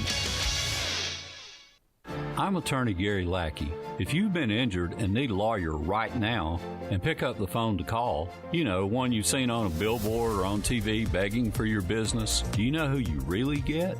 I'm attorney Jennifer Lackey. You want to talk to your lawyer. You don't want to reach a call center, not in some office 100 miles away. With the Lackey Law Firm, that never happens. My clients talk to me. And me. I'm attorney Justin Lackey. We're the ones that you talk to. We're the ones that you meet with. And we're the ones who handle your personal injury case. You want to talk to me? You just call me. And we'll take care of it. You worry about getting well. We'll take care of the rest. The Lackey Law Firm. And I'll go you one better. If you can't come to us, we'll come to you. The Lackey Law Firm. The Lackey Law Family. 1-800-4-RIGHTS. No representation is made that the quality of the legal services to be performed is greater than the quality of legal services performed by other lawyers. Guys, if your Christmas gift fell a little flat this year, I've got the perfect fix for Valentine's Day. Cookie Fix. At Cookie Fix, they have fresh baked cookies every day with lots of different flavors to choose from. Or choose one of their frozen dough-to-go selections and bake them fresh in your own oven. And this week, with our Zone deal, get $50 worth of Cookie Fix cookies for just $25. This deal is only good at their Twickenham Square location. Log on 977ESPN.com beginning Friday morning and score your Cookie Fix deal. Cookie Fix in Twickenham Square, 300 Pelham Avenue. Specializing in simple and affordable rentals, McCurry Van and Car Rental can make sure you have just the right vehicle for your next family vacation, weekend getaway, or if you just need transportation while your vehicle is being repaired. McCurry carries Ford Transit vans and Mercedes Sprinter vans, trucks and work vans, and more. And they offer discounted rental rates for long-term rentals. Now with 4 locations: Athens, Muscle Shoals, Coleman, and Huntsville. Log on McCurryRentals.com to make your reservation now. That's McCurryRentals.com. The kitchen is the heart of any home. It's where the family gathers. It's where kids discover old recipes and make them their own. Just starting out or just now getting started on the dream kitchen you've always wanted? I'm Chris Haygood, and from all of us here at Bob Wallace Appliance to the home builders and the homeowners of the Huntsville area, a heartfelt thank you for buying local. We're in Huntsville, Florence, and Coleman, and online at BobWallaceAppliance.com. The best in local sports talk from the 256. We are local. When you're number one, you don't have to worry. We are award-winning. Thank you for listening. 97.7 ESPN, The Zone. you'll be set for life. The opinions of Thom Abraham are not necessarily the opinions of the radio station or anybody associated with the radio station or ownership. These are strictly his own opinions, and sometimes they're not even his opinions. You need to be more like a dog. Like what you guys are doing. You've got your fingertip on the pulse of your listeners. You guys know what they're talking about. Be a dog. God bless the show. You are the Messiah. We need more dogs. This is the best show on radio. The big dog, Thom Abraham, is here with you. Hey, I see you. Hey, I see you, dog. So settle in and get your bark on. That's my dog. Now live, here he is, the big dog, Let's go, baby! Thom Abraham. How you doing? How you doing? How you doing? How you doing? How you doing? How you doing? How you doing? Look, I don't speak Spanish. I don't know how to say this, so I'm going to choose my words very carefully. I think you're a psycho. Do you know who I am? I mean, that guy sounds like El McPherson farting into Miles Davis' trumpet. I guess I'm on here. Am I on? Can somebody respond? Get off my lawn. I have to drag my Yankee ass out of here.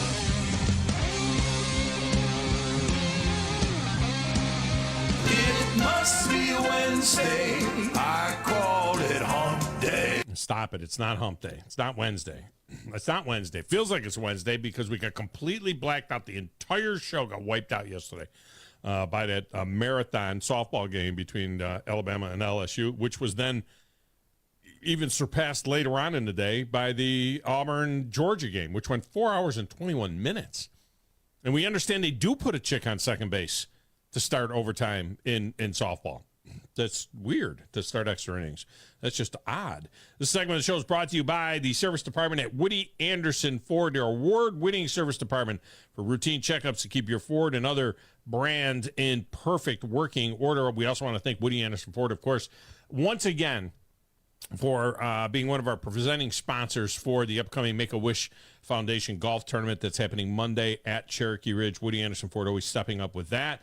And title sponsorship of the upcoming Rocket City Awards. The Woody Anderson Ford Rocket City Awards will be coming up on June 17th as well. So, as usual, Woody Anderson Ford very, very active in the community. And we really appreciate everything that Woody Anderson Ford does. All right, so yesterday we were supposed to have Greg Wyshynski on. To be totally honest with you, I'm happy that we got him today. Today's a better story than yesterday, regardless of my personal rooting interests in the Bruins and the Oilers. Today it's a better story than it was yesterday. And Greg joins us now on the Neighbors Wealth Management Hotline. Greg, welcome to the show. How are you? I'm good. It was a monumental day overall, and then continued on into the morning with the Leafs making their coaching change. So, yeah, it's been pretty jam-packed the last 24 hours. Yeah, and we'll get to the coaching change in a moment, but, finally the Bruins hit a wall. I thought it would happen game one. They always say that game one is that one that you can steal, that you can jump in there and steal, any 7-game series, whether it's the NBA or the NHL. And they did that. They went in there and they got the split that they wanted. But you just got the feeling yesterday that even though they took that 1-0 lead, that they just kind of hit the wall, and that was the end of that. And and Florida played with desperation. There was no way they could go back to Boston down 2-0. No, and you're right about the desperation. But I mean, more importantly though, like, the fireworks that happened in the third period aside, the biggest story of that game is the fact that Jeremy Swayman got pulled. And he gets pulled to give him a rest. He gets pulled to change the trajectory of the game a little bit.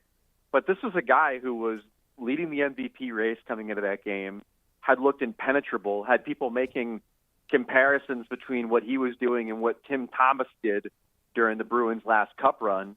And the Panthers got to him. And so it got to him to the point where we're going to be waiting to see in maybe like an hour or two if Jim Montgomery decides to bring Swayman back for Game 3 or make the switch to Linus Ullmark for Game 3 back in Boston. So that's a real significant moment in this series is piercing the previously impenetrable armor of Jeremy Swayman in goal. But it's not like Ullmark sucks. It's not like you're bringing in some rent-a-goalie. And if it means getting Swayman a night off after the flight home, maybe it's not the worst thing in the world. Because if you run him out there, if you run Swayman out there, and he gives up a couple in the first period, now you really got a problem. But if you just kind of rest him a minute and, maybe you get the win, maybe you don't with Allmark, we'll see what happens. But then he's ready to go for the rest of the series beginning game 4 because it feels like this is going to be a long series. What's your take? What do you think that they'll end up doing? No, my take's your take. Like, I think the smartest thing to do would be to run it back with Allmark. Swayman's played a lot of hockey in a couple weeks. And not just a lot of minutes, but a lot of pressure-filled, mentally draining minutes in the tight series against Toronto. I mean, a 3-1 lead evaporated. They had to play a Game 7. I mean, that's not simply physical toll; it's mental toll as well. Exactly. And so, giving him a break in Game 3, running back with Allmark, and then you can go back to Swayman in Game 4, win or lose, I think is probably the way to go. But, listen, Allmark's not a rent-a-goalie, but he's also not Jeremy Swayman this year. Swayman was much better than him in the regular season. And then in the playoffs, I mean, he was the best goalie so far to the point where he was the reason they beat Toronto. So they will lose something if they don't play Swayman in Game 3. But I think at this point it's probably the smartest decision they could make. Well, and maybe the guys pick him up a little bit too. Maybe maybe it gets things going again at the other end. But again, big picture, get the split in Miami, come back and see if you can't get control of it. Although with the Bruins, you never feel like you're in control of anything. I mean, they almost blew the 3-1 lead to the Maple Leafs. They blew the 3-1 lead last year to the Panthers. So it's not like anybody's going to get all comfortable if they do, even if they win these 2 games back in Boston and go to Miami. I think people will still be gripping. The Bruins with a 3-1 lead in a series right now, that's like the Oilers with a 3-0 or with a 3-goal lead in a playoff game. Those over the years, which is like blowing. I try to explain to our football friends, that's like blowing a 21-point lead, in an NFL game, in an NFL playoff game. You just don't see it very often.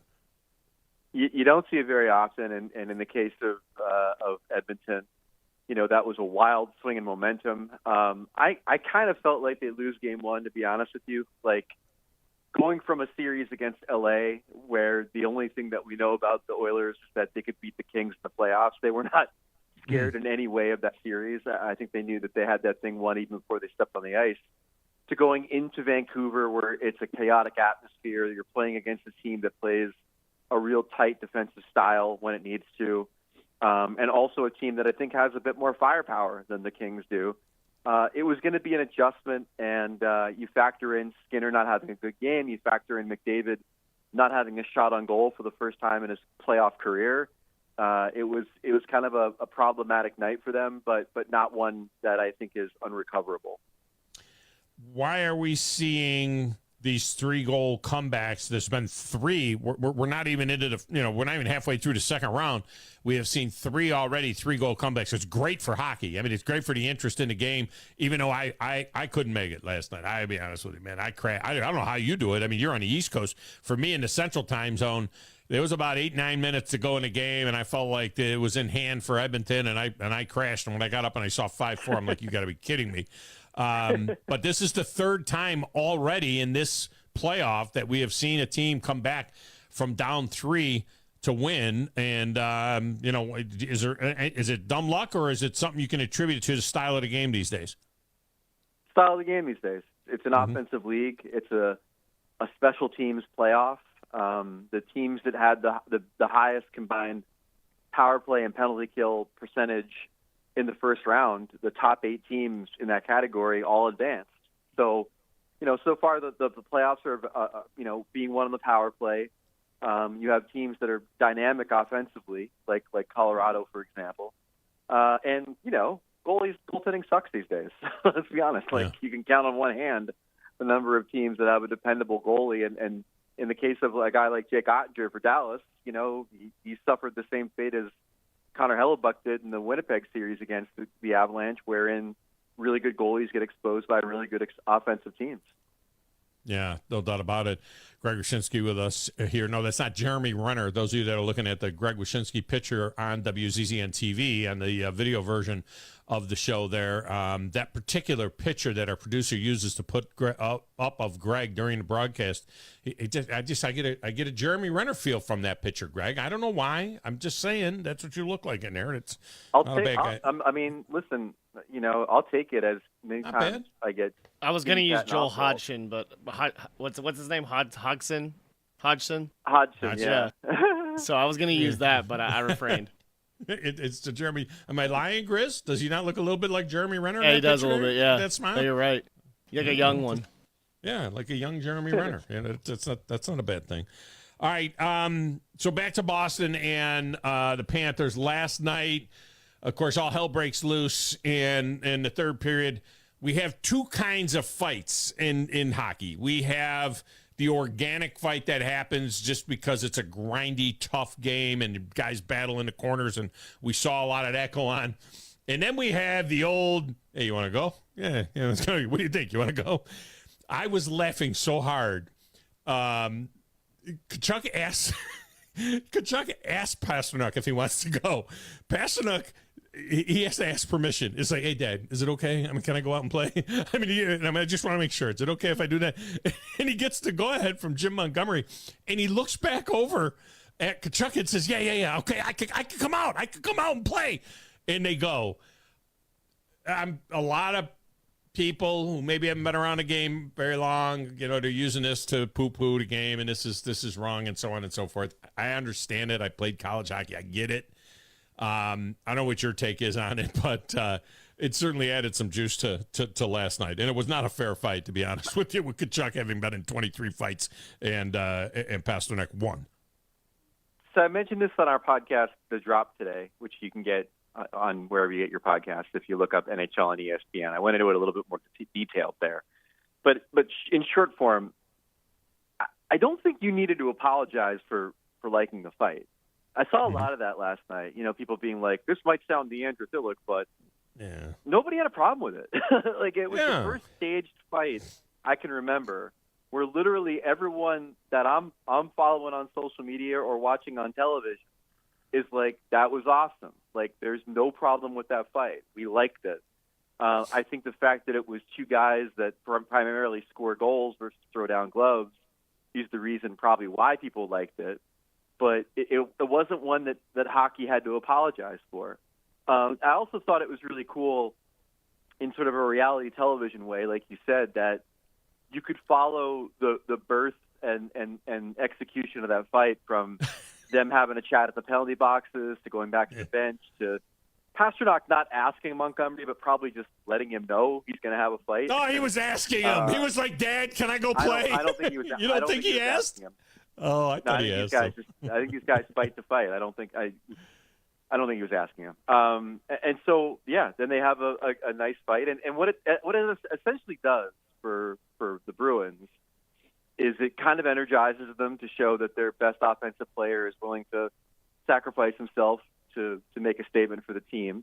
But then it also, like, we had the discussion about Swayman earlier. That wasn't the discussion last night, and it wasn't the discussion this morning around that Bruins team. Took the heat off him. The discussion was the fight.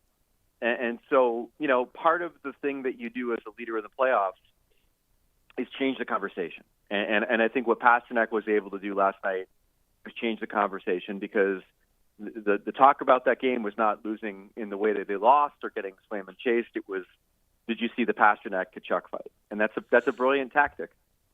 Also brilliant is the coaches, and this is why I love Hockey Guy. I mean, I've always had the brutal honesty of Hockey Guy afterwards listening to these two guys talk. What I'm really proud of, I'm proud of Pasta, because there's so many guys out there pushing after the whistle when the linesmen are there. Pasta and Kachuk, they just went out there and fought.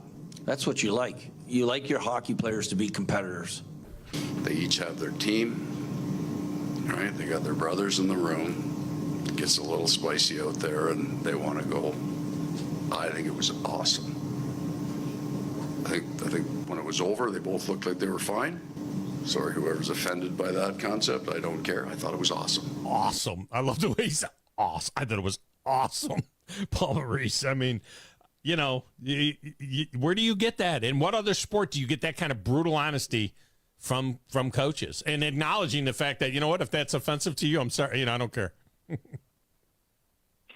Yeah, I know, but that's what I'm talking about. Like everybody was, because it's fighting and it's hockey, and we all have learned that the general public sometimes frowns upon the sport because of this stuff.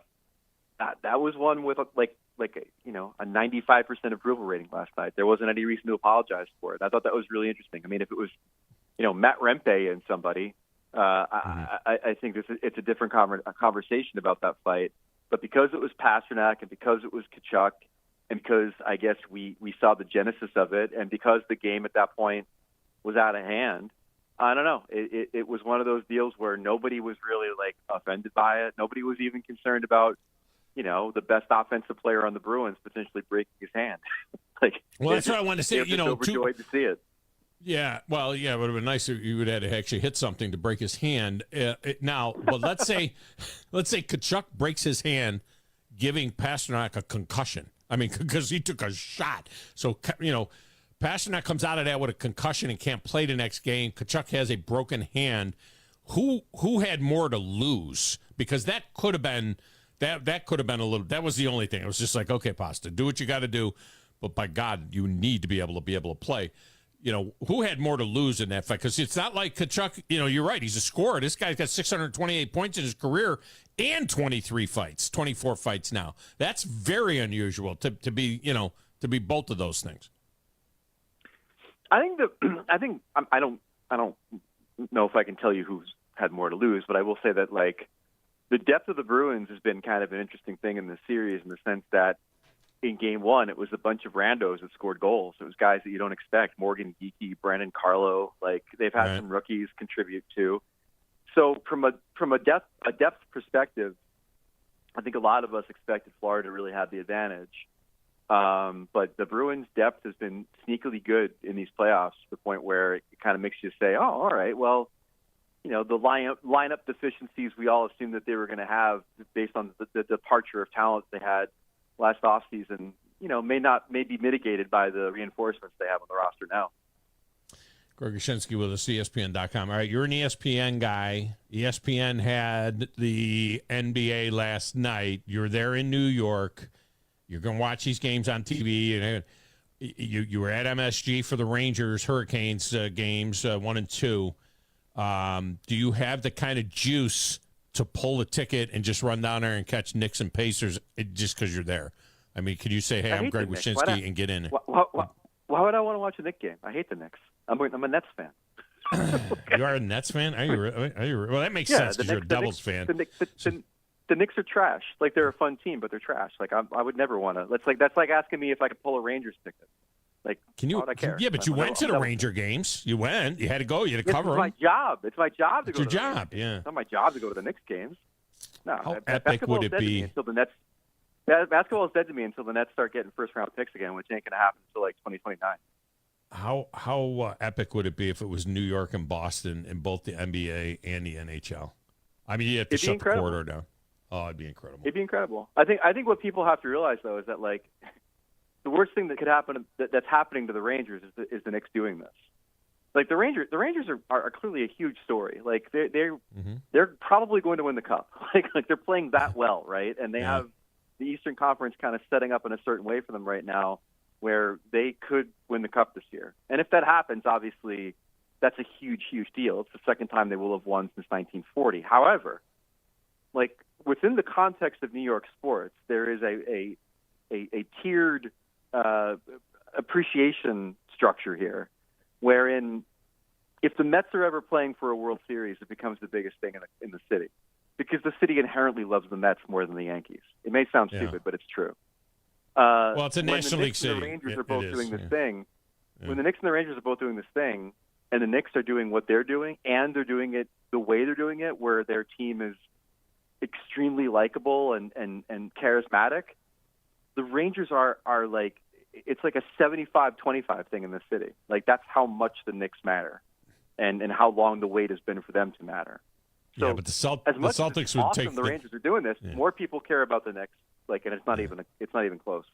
If the Celtics take the Knicks out in 5, the Rangers would beat Boston in the East, in the hockey. Then it would become Ranger Town again for a minute.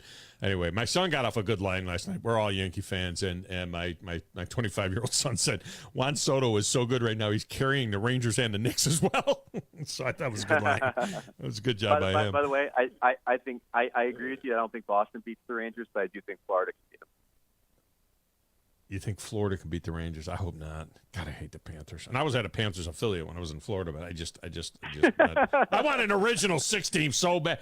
For me, Rangers or Bruins in Oilers. That's what I want to see in the final. But that's just me personally. All right, before I let you go, we had a double overtime. We had overtime. It's different in the playoffs. This discussion up every year. I don't like shootouts even in the regular season. However, I love 3-on-3.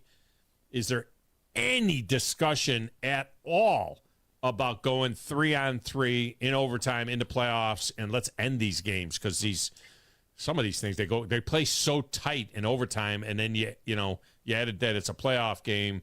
The 6-on-6 overtime is just it's just tough, man. Is there any talk about ever maybe going 3-on-3 in overtime without a shootout, just 3-on-3 and settle it that way? No, there's none, and you got to remember, like, the way rules are changed in the NHL is if the general managers want them changed, if the players want them changed, and then if television wants them changed. Yeah. And the players are fine with playoff overtime, and the teams are fine with playoffs overtime. And as of now, and this tracks back to when everybody else had the rights, NBC, and don't forget about the Canadian broadcasters too, none of them have stepped up to say, okay, this is really messing with our programming. We got to change this, because frankly, like, it's good business to have a 3 or 4 overtime game. Like, that attracts viewers. That's a big deal, and not only in the moment, but then for the rest of the series, because now you've got stories about, can they bounce back from a 4 overtime, all that other stuff. So there's nobody within the business or hockey operations realm that wants to change that rule. And that's what you need to have happen.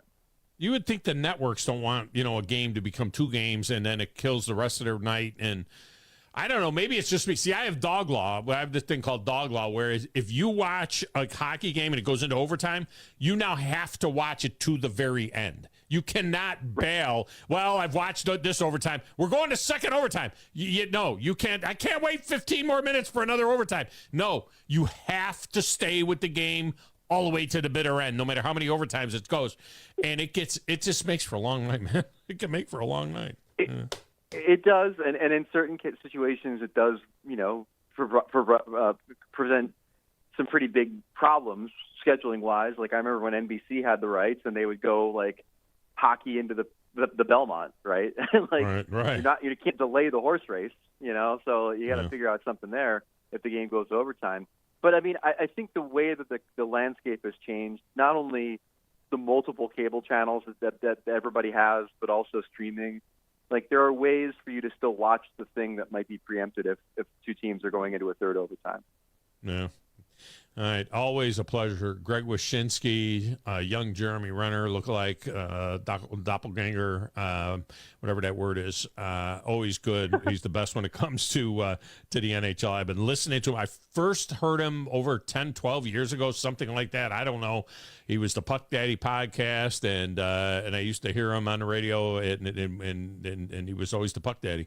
And I've been listening to him for probably 12 years. Maybe, no, wait a minute. That was back in Nashville, so probably 15 years at least. There you go. Been doing it for a long time. You're way too young to have been doing it that long, man. I mean, you look like you're still shaving once a week or something, I mean, you're a young man. I'm holding it. I have a cherubic face. Like, I have a very angelic face. You do? And also, I'll note to all the people out there, this one time I was in a store, and I was a bit younger, and a guy in a store, like, saw that I was looking at shaving stuff, and he imparted advice to me, which is just always moisturize, and you look great. And I've moisturized for a very long time on my face. Yeah. Well, I will admit I'm comfortable enough in my masculinity to say that I moisturize daily as well. So that's a thing that you've got to do. That's why even though I drink like a fish and eat garbage, I look all right in the face. If you want to toughen up that face a little bit, just call Matthew Tkachuk. He can pop you one right in the chops. He'll toughen that face up a little bit for you, like meat tenderizer. That guy, man. I appreciate you, man. Great stuff. Keep up the great work. We'll talk next week if we can. Anytime. All right, thank you. Greg Wyshynski. That's good stuff, man. Thousands of area residents, they've received the world-class care from the Valley's most trusted and experienced group of orthopedic surgeons and medical specialists. That's TOC. TOC services the Huntsville Havoc, the Alabama A&M Bulldogs, and, most of the high schools in the region, with 13 locations throughout the Tennessee Valley. If you have orthopedic problems and are considering professional care, TOC is the only logical choice. Whether you have a work-related injury or got sidelined playing the sport you love, you need the best care, the best physicians, the best facility to get you back in the game, and I think you'll agree that it's the Orthopedic Center and that they're right for you. Reminds me, I got to call my buddy Thom Perkins. I got 2 questions I need to ask him. I wonder when they're doing Grizz. It's about that time. What's up? Are we past that time? Of what? When they do the physicals for fall sports and stuff like I'm that? I'm not sure, but I just want to say last night was great to be a part of Athlete of the Year with TOC. How was that? Really was fun. that good? I got to get to that one of these years. Yeah. It's a good time? Yeah, it was great. I think Thom did a great job as MC. George Mullins and Ansley Barnes from George Mullins from Mae Jemison and Ansley Barnes from DAR, both the Athlete of the Year. It was a nice event, great food. You had President Carr, that was really cool from UH, so that was really cool as well. He had a great speech about being successful. So it was a very, very classy event at Early Works. I haven't been to Early Works in a long time since I was a kid, so I kind of like snooped. I did snoop around a little bit and kind of saw some of the stuff they had in there. And that Athlete cool. That Athlete of the Year deal takes into account their scholastic, their community service work, and everything. Yeah. This is not just about because you all can the great bounce the ball accolades or that they do outside run of the ball sports. or whatever. Yeah, yeah. It's more than Yeah, just sports. Student athlete. Student athlete. That's what it is. A student athlete with the emphasis on student and athlete. All right, we get a break in here. We'll come back. Phone lines go open next, 256-5764 and 97.7. What is some of the data that has come out of the transfer portal? We'll let you know right here on 97.7 ESPN, The Zone.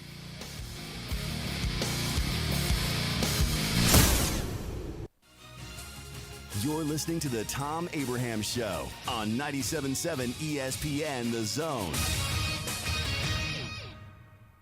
Tom Luganbill here for my friends at Woody Anderson Ford. Bobby White and his team take great pride in their service department, and you can see it the moment you walk into those beautiful new service lanes. And just like a championship team, they all work together to make sure your experience is second to none, whether you drive a Ford or not. Also, check out the gold certified pre-owned inventory at Woody Anderson Ford for great deals every day. Stop by and see them at Jordan and Sparkman or at Woody Anderson of Madison on Hughes Road, or visit WoodyAndersonFord.com. By now, you know about Eagle Masonry and Insulation, and maybe you know that Eagle also does landscaping and dirt work. But how about after paint work? Shower doors, shelving, and mirrors, all taken care of by Eagle, the same Eagle that takes care of all your masonry, insulation, and landscaping needs. Eagle brings the same level of expertise to all these disciplines, and they're ready to provide you with a free quote. The website is the same, insulatewitheagle.com, as is the phone number, 256-755-1556. Give them a call and see what Eagle can do for you. Eagle saves you time. Eagle saves you money. Our customers want best-in-class solutions. That's why we've recently added many new vendors like Zebra barcode printers. Our next level team has added premier automation solutions. We're not here to sell you just one product, and we love helping you find the right solution to your specific needs. That's what doing the right thing is all about, and that's why our customers have come back for over 50 years.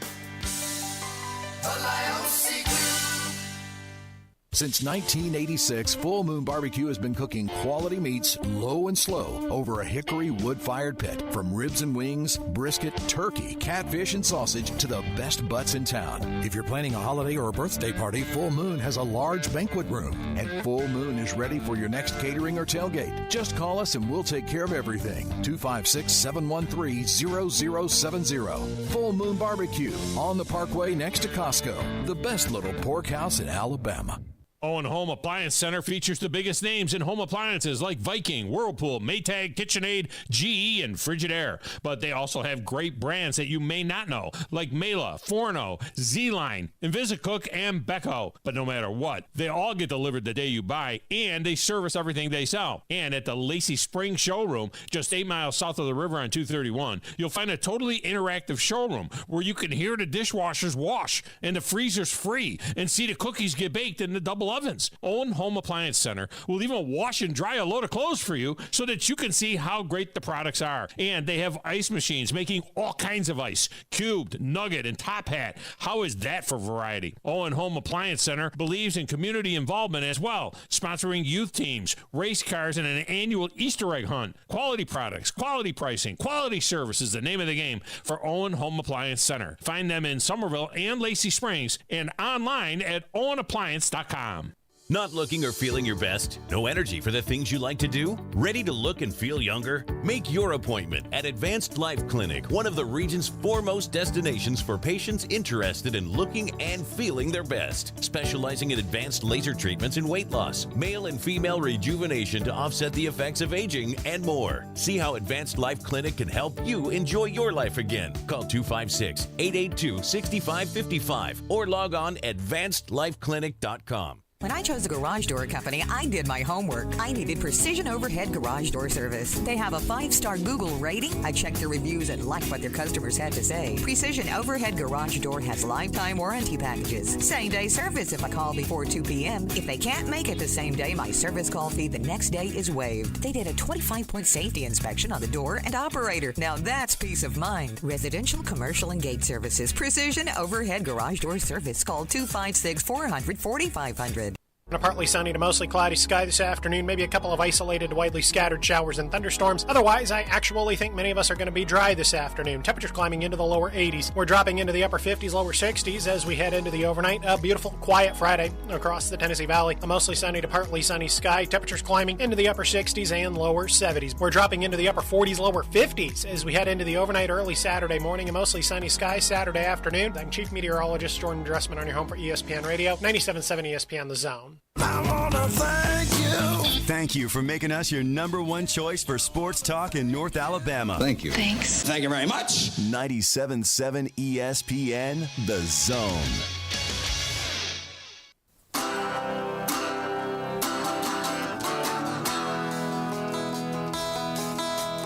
met her in a club down in Old Soho where you drink champagne and it tastes like Coca-Cola.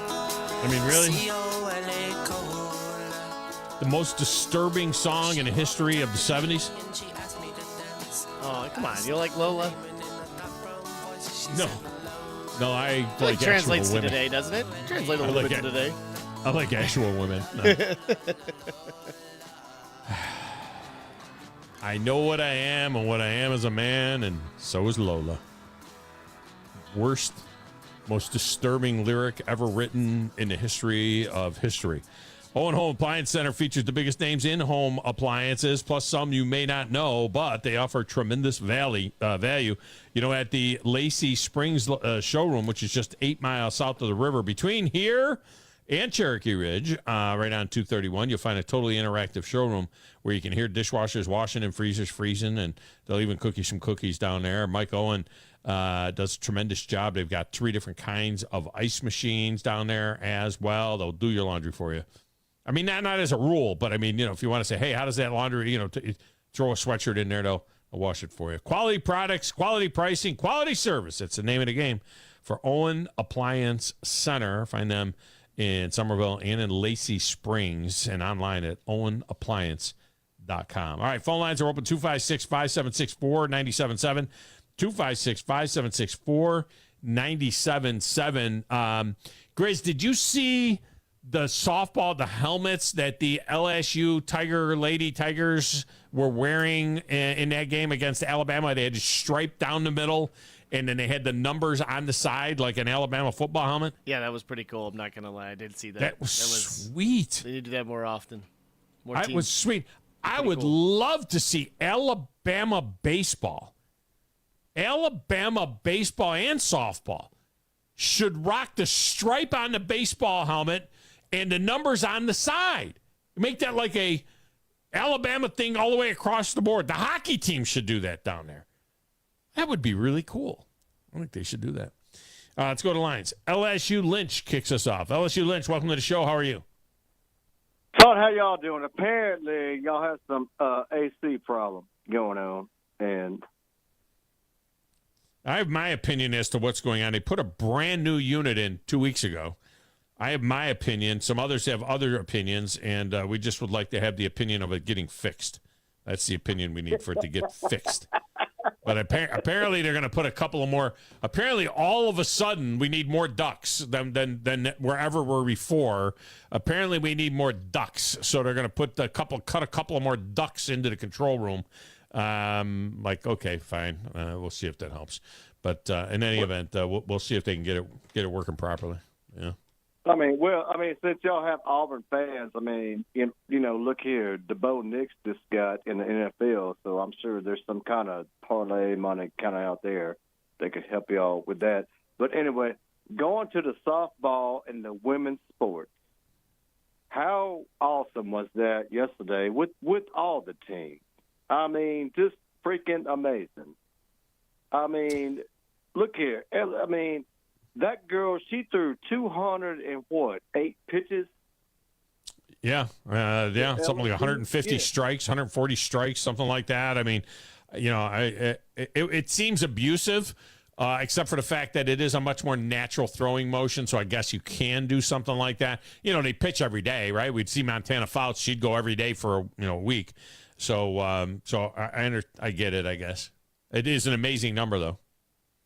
Yeah, congrats. Look here, our LSU program, our women program is more successful right now than your baseball. Well, than the men's program.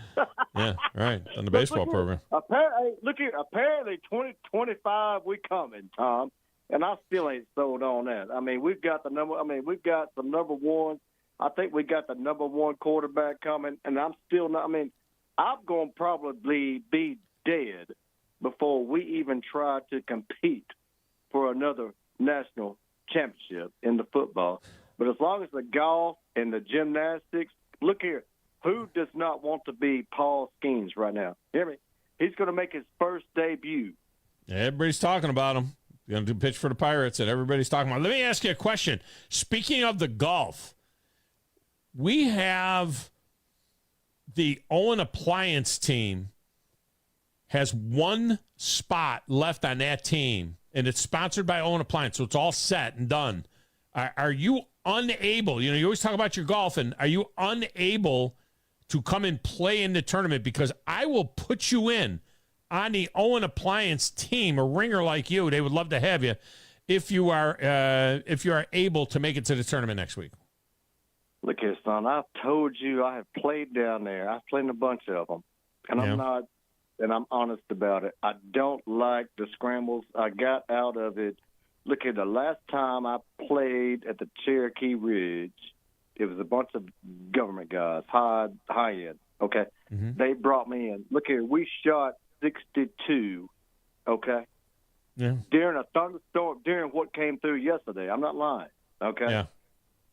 And once they found out who I was, we came in second. They changed the winner. We won. But I'll never play down there again, dude. I won't.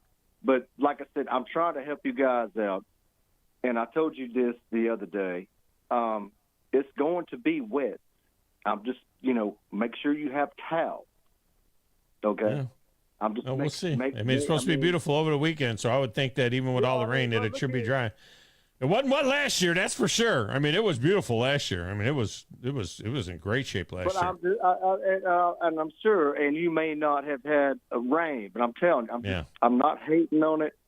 I refuse to play down there again. That's the last time I played down there. Mm-hmm.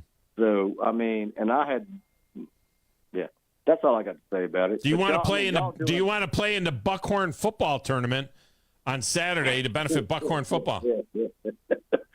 Yeah, let me go to Amazon and buy a bunch of. I can't say that right now. So, but look here. My last thing I want to tell you, I love watching you on the YouTube, and y'all are tweaking the show with the graphics and everything. Yeah. And you're doing a really good job. I appreciate you saying that. Whoever is responsible for tweaking the show on the YouTube, it gets better and better. Yeah, I appreciate you saying that, and thanks for the call. It's a collaborative effort by Grizz and by Captain Cool. I think also chipping in maybe with a little help on that is the Bandy Man. I'm not sure if he does anything. No, it's just Grizz and Captain Cool then probably. But they kind of work that thing together, and I know Captain Cool does a lot of the graphic work for it, and Grizz is the one that does a great job of making sure that we see different commercials and things like that. They've been popping up, and we're going to see more and more commercials during that on WZZN TV for those of you that watch that feed. Mine is the only show that uses multiple camera angles. So if you're watching WZZM right now, you're seeing a different camera angle. And we're able to change those camera angles from that angle that you're looking at right now to this angle that's going to pop here in a second. You'll see a different camera angle as well. So we have those, and we're just doing the best we can. We have things coming up we can't talk about right now. We're just scratching the surface. I'm going to tell you right now, we are just scratching the surface. We have some things that will be coming up that we'll be able to announce in another month or so that it's going to blow your mind. It'll blow your mind. That's for sure. Brandon is up next. Brandon, welcome to the show. How are you? I'm digging them curtains behind you. Tell you your wife, she did a good job. Yeah, she did do a good job back there, but it was probably should be a different color than white. Maybe, I don't know. Kind of washes me out, I think. Get you some curtains. It's got on one side, it's got all the SEC championships for Alabama, and then on the other side, the national championships, where you can see them all. That'd be pretty good. Probably need some sort of a green screen or something like that, so that I could put different things back there, and and then I would be able to have different backgrounds and things like that. I could put the boat back there. See, when I do that now with the boat back there, it kind of cuts in and out a little bit because it's white back there. I could put the NASCAR back there as well. I could put a little fishing scene back there. Oh, that one's holding up pretty good. Could stick a fishing scene back in there. Oh, the boat one didn't look too bad. There you go. And I was going to ask you, so I know we never were able to set up a trip for Braves versus Padres Monday the 20th for the businessman special at Truist Park. Right. I know that we kind of tried to talk about it, but it didn't happen.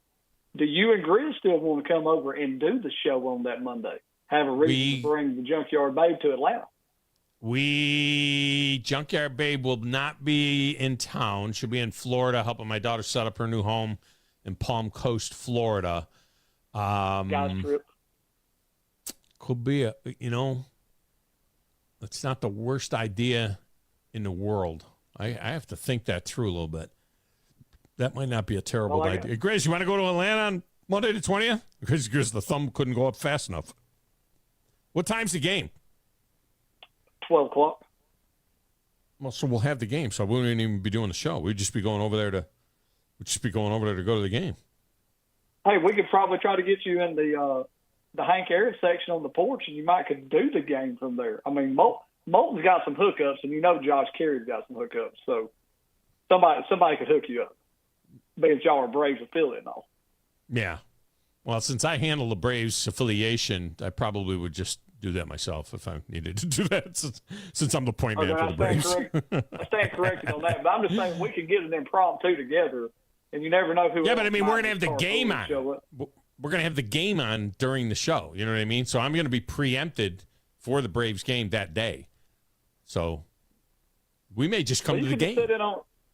You can just come to the game, and Mike could, do a little pregame with Cool and Bandy. Yeah, maybe that's an idea. Show with your son, have you? Yeah, no, that could be good. That could be good. If we get 4 tickets together, we'll take those guys over there. We'll do their show, and then we'll just roll into the game. Come over in the morning. I will call the money. I'll call the money man and see if I can get the tickets. All right. See what you can work out. I can see that happening. What we work out. I don't know if they do the smorgasbord of food. We don't need the smorgasbord of food. We don't need that. We don't need to hurt ourselves. Just go to the game. You know, I mean, we can buy a hot dog. You know, we make money over here. So well, I think Yard House and all that. I think Yard House and all that's open during the day for those day games and stuff too. So, just like if y'all want to make it happen, just let me know and I'll see if I can get my hands on 4. Well, you see if you can do it, and then from your end, and then we'll figure out a way to make it happen.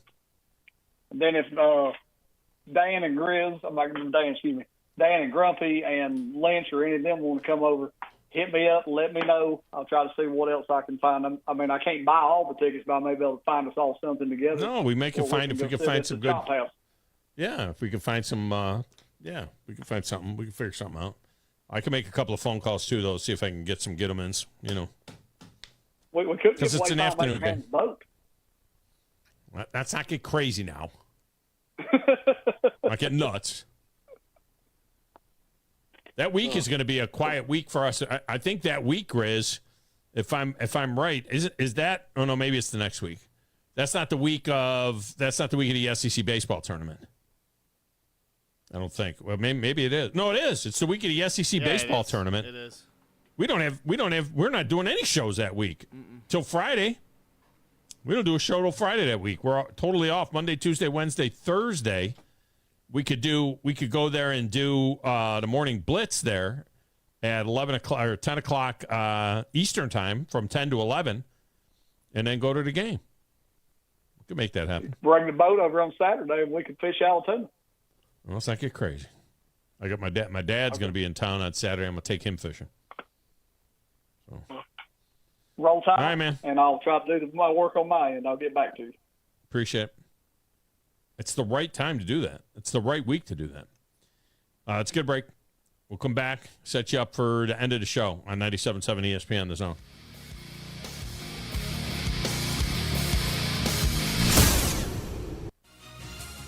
You're listening to the Thom Abraham Show on 97.7 ESPN, The Zone. Hey folks, this is Arthur Seaton, managing partner at University Kia, proudly saying Roll Tide and War Eagle. Stop into University Kia today and shop one of the area's largest selection of new Kias, including Fortes, Seltos, Telluride, and Popular Carnival, and fully electric EV6. View all the great specials at universitykia.com and get pre-approved in minutes so you can drive home your new Kia you really want, because we want to see you in a University Kia.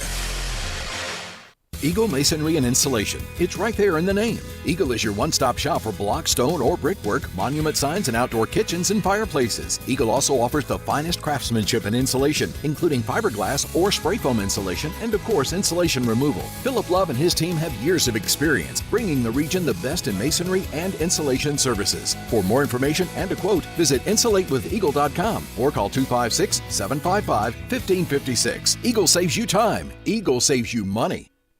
What if I told you that Bigfoot is real and that he's making the best donuts you've ever had? Come see for yourself at Bigfoot's Little Donuts. Come in and order from over 50 flavors, all made hot and delicious. Ranked in the top 100 donut shops in the nation by Yelp. Bigfoot Little Donuts. Order in store or online at bigfootslittledonuts.com for pickup or delivery from Grub South or DoorDash. South Parkway, Huntsville, and County Line Road, Madison. Bigfoot's Little Donuts. Normally, when you call a roofing company, all you hear is, you need a new roof. Not when you call Fleming Roofing and Restoration. Since 1965, the folks at Fleming have been focused on what you need, whether it's an easy repair or a full roof replacement, commercial or residential. And when it comes to storm damage, you want Fleming on your side. They know all the ins and outs of insurance claims and will guide you through the entire process. Log on FlemingHSV.com and book your free estimate today. Fleming Roofing and Restoration. We show up. T-minus 3, 2, 1, Trash Panda Nation, ignite the fun, let's rock it. Come see your Rocket City Trash Pandas take on the Mississippi Braves Thursday night for an extended happy hour at Toyota Field. Enjoy $3 domestics at the Inline Electric Rock Porch, plus get here early for the Trash Pandas team photo giveaway and autograph session. Go get your tickets now while you still can at tptix.com. That's tptix.com. Let's rock it.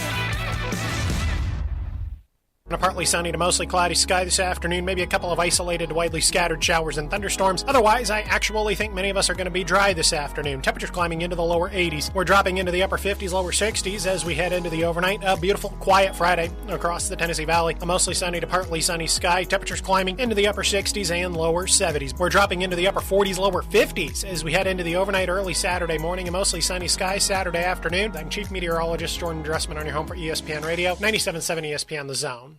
This will turn journalism on its ear. Watch our stream on WZZN TV on Twitch and YouTube. But you are the greatest hero in American history. We are 97.7 ESPN, The Zone.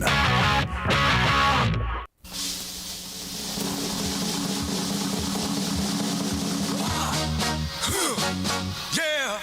What? Absolutely nothing. Yeah. What? Absolutely nothing. Say it again, y'all. Segment of the Tom Abraham Show is brought to you by Valley Equipment Rental, a family-owned business that serves the entire Tennessee Valley area. They are locally owned. They base their business on their customers. They pride themselves in customer service. They treat people the right way because that's the way they would want to be treated. Valley Equipment services the needs of the contractors and the landscapers and the homeowners and the do-it-yourselfers. Ross Roberts grew up in the equipment rental industry, and they've got two tremendous locations, North and South Parkway. I would not be surprised if Ross Roberts' team didn't win the golf tournament. They'll be playing on Monday as well, and who knows? They could pull the whole thing out. Should we do a Friday trifecta with the golf tournament? Yeah, with our golf tournament, wouldn't that be fun? Yeah, get the winner, top three pick a finishers. team. Yeah, pick a sponsor to win. It could be Woody Anderson Ford. You know, our presenting sponsor could be our title sponsor, Eagle Insulation. Eagle Insulation has two teams. Woody Anderson Ford has two teams because they're our title and our presenting sponsors. I'm gonna go Neighbors. I'm gonna go Neighbors Wealth Management. You are such a suck up. They got a young team. You got any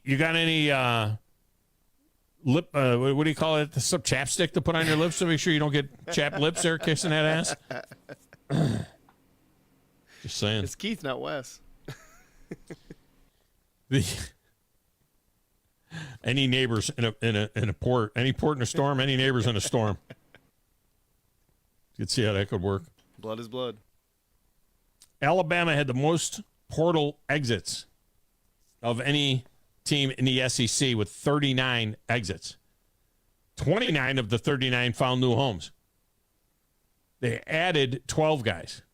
Now, they added some pretty good guys, the guys that they added. You know, Parker Brailsford, assuming that everything is fine with that guy, that's a pretty big add.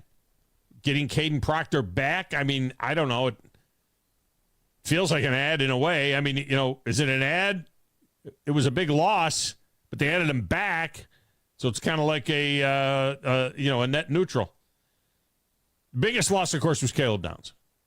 Well, that would be the biggest loss. And the biggest retainee would be Jalen Milroe, although I don't think Jalen Milroe was ever in question. I don't think there was ever a doubt that Jalen Milroe was staying. I don't think that was ever going to happen. Second most departures was Texas A&M. Coaching change there. 31 left there. Mississippi State had 25. Oklahoma, Ole Miss, and Vanderbilt had 25 as well. The average number of departures per team was 25 players. Grizz, how many scholarship players are there? 85, right? Correct. 85. So out of 85 scholarship players, 25. The average team losing 25 players and retaining 60 from the year before. Unbelievable. And from the text window, they do not put a runner on second in college softball extra that innings. website is completely wrong, then. I apologize. Maybe it was old. I don't know. Yeah. Well, it was talking about college recruiting, and then we're relying on 256 guy here, like he's the Bible. But I assume that he's right because their listeners are smarter than us. Because every time I looked at it, I don't think it was I didn't on see the anybody ESPN out there. thing. So They don't put anybody out there. Yeah.